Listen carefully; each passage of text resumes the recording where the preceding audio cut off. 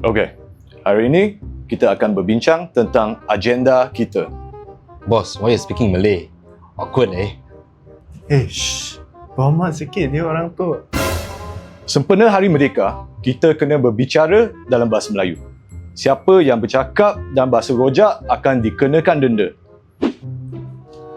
Awak dah bagi saya ke belum? Kerja yang saya minta sejak minggu lepas. Kerja saya ada masalah sikit, nanti pagi boleh tak?